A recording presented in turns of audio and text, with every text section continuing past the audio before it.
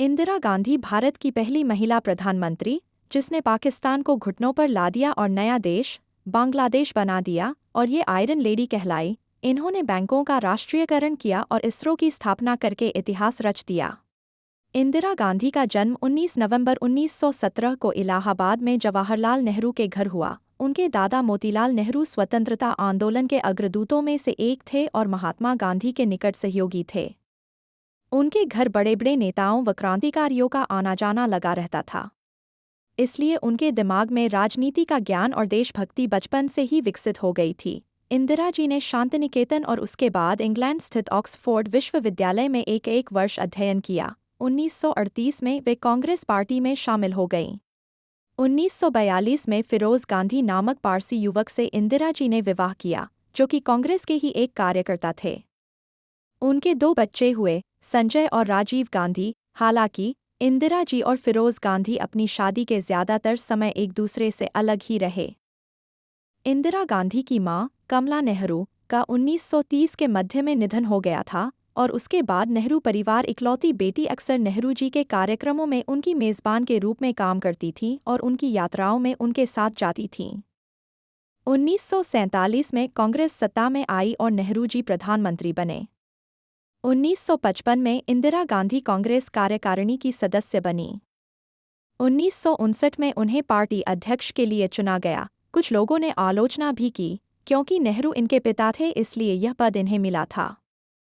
1964 में उन्हें राज्यसभा का सदस्य बनाया गया और उसी वर्ष लाल बहादुर शास्त्री नेहरू के बाद प्रधानमंत्री बने। शास्त्री जी ने उन्हें अपनी सरकार में सूचना एवं प्रसारण मंत्री नियुक्त किया।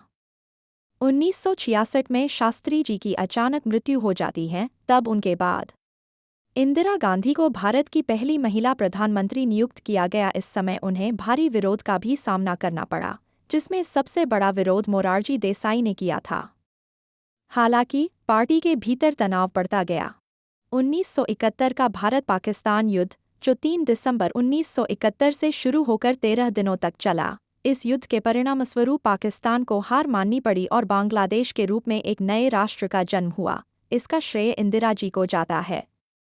इन सब के बीच जैसे जैसे इंदिरा जी प्रधानमंत्री का कार्यकाल कर रही थी, वैसे अन्य विरोधों का सामना भी कर रही थी, पार्टी में भी और बाहरी विरोध भी। इन मतभेदों के बीच इन्हें जेल भी जाना पड़ा, आपातकाल का दुख भी सहना पड़ा, लेकिन निडर रही, चाहे परिवार नियोजन हो या पार्टी में कलह।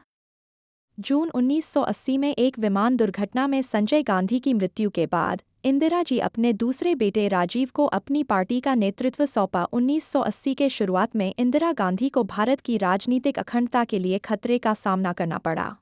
पंजाब में सिख अलगाववादियों ने स्वायत्त राज्य की अपनी मांगों को पूरा करने के लिए हिंसा का सहारा लिया। 1982 में संत जरनैल भिंडरावाले के नेतृत्व में बड़ी संख्या में सिखों ने सिखों के सबसे पवित्र धार्मिक स्थल अमृतसर में स्वर्ण मंदिर पर कब्जा कर लिया। सरकार और सिखों के बीच तनाव बढ़ गया और जून 1984 में गांधी ने ऑपरेशन ब्लू स्टार का आदेश दिया, जिसमें सेना ने हमला किया और परिसर से अलगाववादियों को बाहर निकाल दिया। सरकारी अधिकारियों के अनुसार लड़ाई में मंदिर की कुछ इमारतें बुरी तरह क्षतिग्रस्त हो गई थी। उनके 2 सिख अंगरक्षक सतवंत सिंह और बेअंत सिंह ने 31 अक्टूबर 1984 को नई दिल्ली के सफदरजंग रोड स्थित उनके आवास पर सुबह 9:30 बजे गोली मारकर उनकी हत्या की थी। उसमें से एक, बेअंत सिंह के वहीं पर सुरक्षा कर्मियों द्वारा मार गिराया गया था, जबकि सतवंत सिंह जो 22 वर्ष का था उसे गिरफ्तार कर लिया गया। गांधी ने एम्स अस्पताल के रास्ते में ही दम तोड़ दी थी, लेकिन घंटों तक उनकी मृत्यु घोषित नहीं की गई। 31 बुलेटों को उनके शरीर से निकाला गया। उन्हें रात 2:20 बजे मृत घोषित कर दिया गया। उनके शव को 3 नवंबर को राजघाट के पास उनका अंतिम संस्कार किया गया और इस स्थान का नाम शक्ति स्थल रखा गया। उनके बाद उनके पुत्र राजीव गांधी 1989 तक प्रधानमंत्री बने रहे।